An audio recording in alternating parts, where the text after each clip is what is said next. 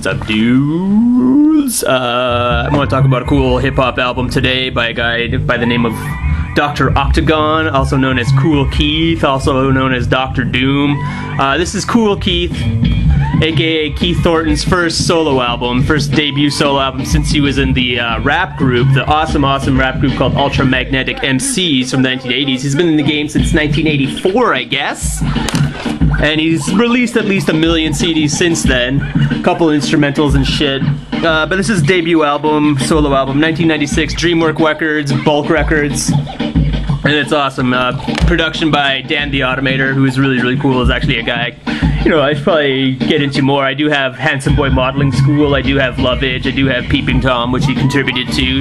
I like most of what he does. Dan the Automator, I've heard one of his solo albums at his work, but I never picked it up, but I liked it. So he's a cool guy, this little Dan Nakamura. I don't know if that's Japanese, he's Asian. I'm not sure, but very cool guy. Very weird hip-hop album for sure. Aside from the awesome beats, which are, like, I actually got the instrumentals to this album before I actually got this album, and I listened to the new Dr. Octagon before I listened to this old one. Like, this is nothing I've been listening to my whole life. Like, I've been listening to this for maybe 2 years, maybe just over 2 years. But it's really cool. It's a really fun album. It's Kool Keith is a very perverted, dirty, creative, innovative guy. He's super filthy. Like, he'll talk about fucking and, you know, being a gynecologist, and, you know, doing things with girls' bodies, you know, doing the mummy daddy dance, all that shit. Yeah, and I guess the concept of this album is he's an alien, I guess, or he's from outer space. I guess that would make him an alien, and he pretends to be a doctor, he pretends to be a surgeon, he pretends to be a gynecologist. His patients die a lot. He invents diseases and stuff like moose bumps and like inflated saliva glands and on and on. Like, he's a crazy, like, cerebral rapper guy. Like, his lyrics are nuts. Here, I'll read you some of his lyrics here. Where we got? Okay. My vomit fluctuates, covers your skull like protoplasm. Lightning bugs turn pink on my tongue, catches spasms. Green elephants, I battle streets with a zebra. My mechanism is more than Dion's psychic voodoo. African beads, snakeskins, cold script through you, my medical passes. You can't see with greedy glasses. Carbon dioxide pour right through the gases. My description, dinosaur. I was made half shark, half man. My skin is like razor blade. 707, Mr. Gerbic. He calls himself Mr. Gerbic on this album too, I guess. I don't know.